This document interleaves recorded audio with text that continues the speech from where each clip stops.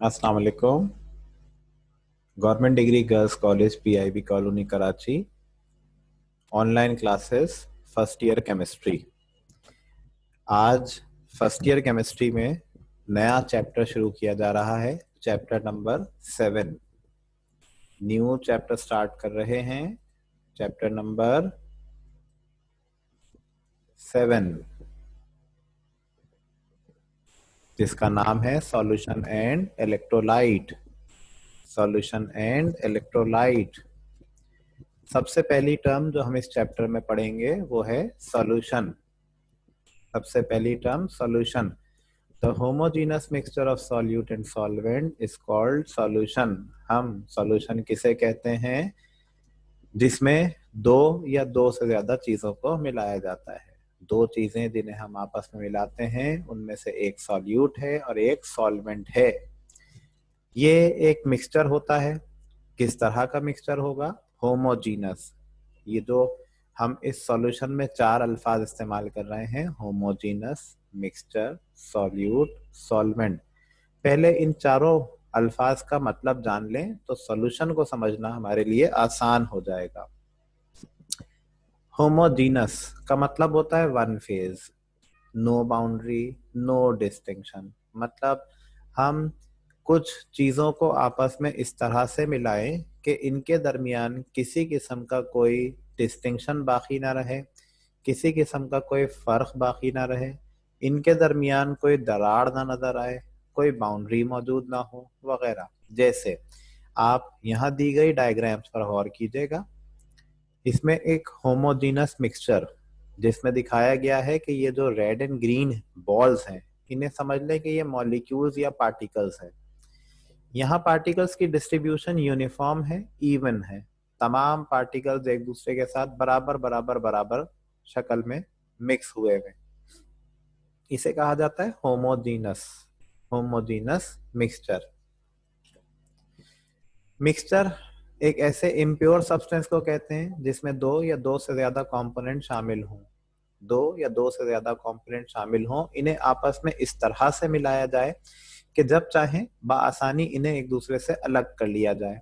जैसे डायग्राम से ये बात वाज़ेह हो रही होगी, जैसे डायग्राम में दिखाया जा रहा है कि मुख्तलिफ रंग की बंटीज हैं। ये मुख्तलिफ बंटीज हैं जो मुख्तलिफ रंग रखती हैं। इन सब को हमने आपस में एक दूसरे के साथ इस तरह से मिलाया हुआ है कि जब चाहें इसमें से ग्रीन को अलग कर दें, जब चाहे इसमें से पिक करके रेड को अलग कर दें या और किसी को अलग कर दें। इसके लिए हमें कोई केमिकल रिएक्शन करने की जरूरत नहीं पेश आती। तो इस तरह के इम्प्योर सब्सटेंस को हम मिक्सचर का नाम देते हैं।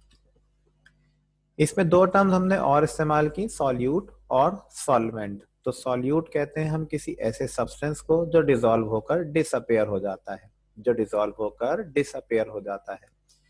इसी तरह से सॉल्वेंट कहते हैं हम उस सब्सटेंस को जिसमें सॉल्यूट जाकर डिसअपेयर हो जाए या डिसॉल्व हो जाए। जैसे यहाँ नीचे दी गई डायग्राम पर गौर कीजिएगा। ये एक नीले रंग का सॉल्ट बनाया गया है और ये एक बीकर में पानी को रखा गया है। ये जो सॉल्ट है ये सॉल्यूट का काम अंजाम देगा और ये जो पानी है ये सॉल्वेंट का काम। जब हम इस सॉल्ट को इस पानी में डालेंगे तो सॉल्ट के दाने, क्रिस्टल्स, पार्टिकल्स ये सब डिसअपियर हो जाएंगे, गायब हो जाएंगे। और इस तरह से एक इस तरह का मिक्सचर फॉर्म हो जाएगा कि जिसमें ना सॉल्ट बाकी रह गया और ना पानी अपनी असल हालत में बरकरार रहा। तो इस तरह की होमोजीनस कॉम्पोजिशन रखने वाले मिक्सचर का नाम रखा जाता है सॉल्यूशन। तो अब ये सॉल्यूशन की टर्म आपको क्लियर हो गई होगी। सॉल्यूशन की टोटल 9 किस्में होती हैं। सॉल्यूशन की 9 अकसाम होती हैं। सॉल्यूशन 9 तरह का होता है। इसमें हम सॉल्यूट और सॉल्वेंट को मिलाते हैं। सॉल्यूट और सॉल्वेंट दोनों ही मैटर हैं, लिहाजा मैटर तो सॉलिड, गैस, लिक्विड और सॉलिड किसी भी हालत में पाया जा सकता है। सॉल्यूट, सॉल्वेंट चूंकि दोनों ही मैटर हैं और मैटर की 3 स्टेट्स होती हैं, सॉलिड, लिक्विड और गैस। तो इस लिहाज से कि सॉल्यूट गैस हो सकता है, उसके साथ सॉल्वेंट गैस, लिक्विड, सॉलिड हो सकता है। सॉल्यूट लिक्विड हो सकता है, उसके साथ सॉल्वेंट गैस, लिक्विड या सॉलिड हो सकता है। और इसी तरह से अगर सॉल्यूट सॉलिड है तो उसके साथ सॉल्वेंट गैस, लिक्विड, सॉलिड कुछ भी हो सकता है। तो इस तरह से टोटल 9 टाइप्स का सॉल्यूशन फॉर्म हो जाता है। मुख्तलिफ किस्म के सॉल्यूशन की एग्जाम्पल को यहाँ डायग्राम की मदद से दिखाया जा रहा है। जैसे पहली डायग्राम देख सकते हैं।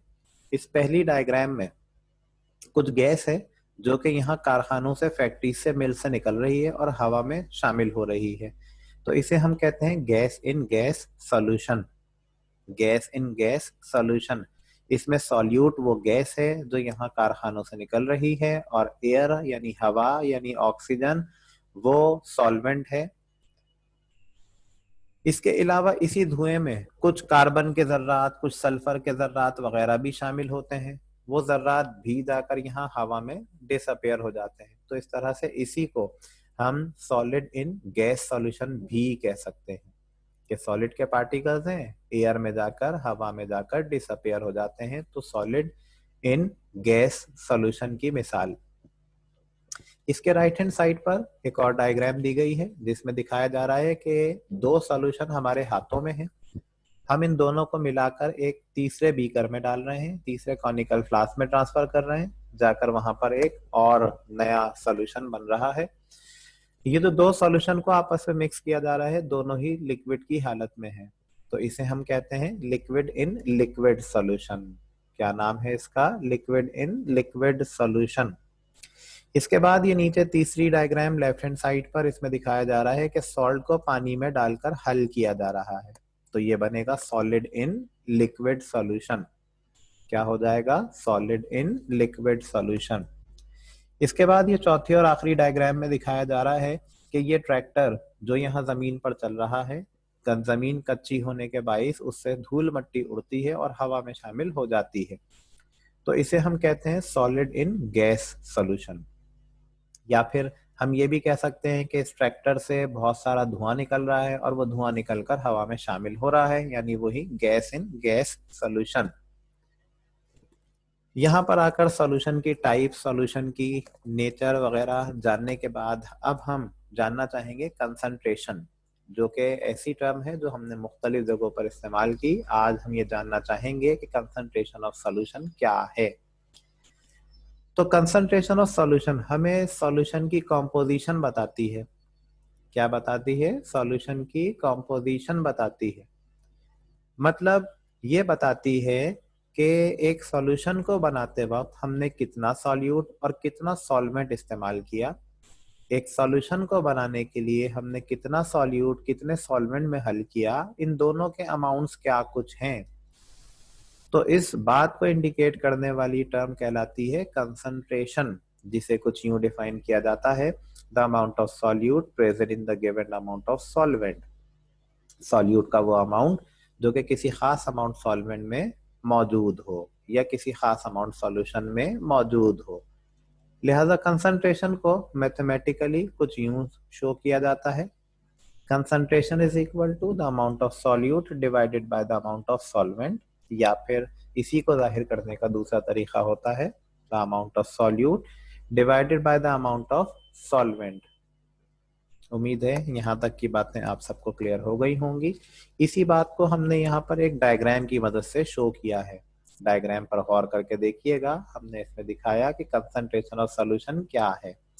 जैसे यहाँ नीचे डायग्राम में ए और बी दो बीकर्स दिखाए जा रहे हैं। इन दोनों बीकर में पानी का अमाउंट तो दोनों में बराबर ही है। इसके अलावा अब हम इसमें जो सॉल्यूट डाल रहे हैं वो सॉल्यूट का अमाउंट दोनों में मुख्तलिफ है। एक में हमने 2 ग्रेन्यूल्स उठाकर सॉल्यूट के पानी में डाले हैं, जबकि दूसरी में आप देख सकते हैं कि सॉल्यूट का सिर्फ एक ही ग्रेन्यूल पानी के साथ मिक्स किया जा रहा है। तो क्या आपके लिहाज से दोनों की कॉम्पोजिशन एक जैसी हो गई? बिल्कुल नहीं, दोनों की कॉम्पोजिशन में फर्क है। एक में सॉल्यूट ज्यादा है, एक में सॉल्यूट कम है। तो इस तरह से दोनों की कंसंट्रेशन मुख्तलिफ हो जाएगी। यहाँ पर आकर ये कंसंट्रेशन की टर्म बखूबी क्लियर हो गई होगी। तो यहाँ पर हम अपने इस पहले लेक्चर का, चैप्टर नंबर 7 के पहले लेक्चर को इख्तिताम करते हैं। इसको मजीद आगे पढ़ेंगे इंशाल्लाह चैप्टर 7 के अगले लेक्चर में। Thank you very much.